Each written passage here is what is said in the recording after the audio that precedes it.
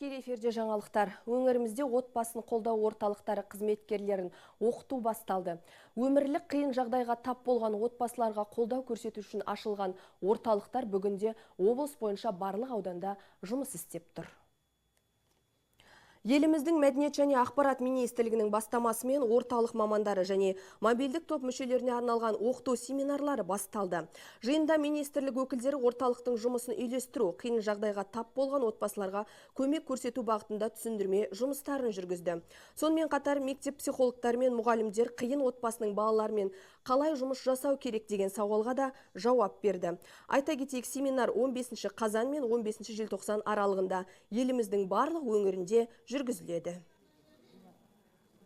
15 сәуірде еліміздің президенті әйелдердің қауіпсіздігін қамтамасыз ету және балалардың құқықтарын қорғау бойынша заң қабылдаған болатын. Осы заңның аясында отбасын қолдау орталықтарының және де мобильді топтардың функциясы қарастырылған болатын.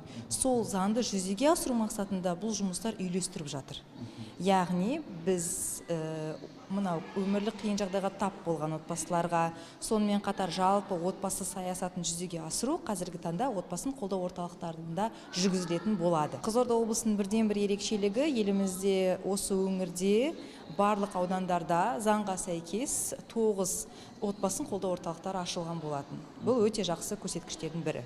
Ең басты біздің міндетіміз, мақсатымыз осы отбасы қолдау орталықтарының методологиясын ұғындыру.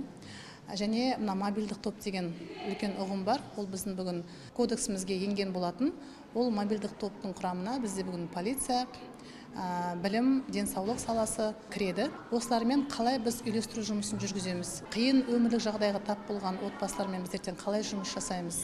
Ертең бұндай торықтануларды біз қалай шығара аламыз сияқты деген сауалнамаларға жауаптарын алып, жалпы бұл енді методологиясын өзара ведомствоаралық өзара іс-қимыл арқылы, нығайту арқылы қалай біз бұны жүзеге асырамыз. Міне ең басты біздің мақсатымыз, міндетіміз осында.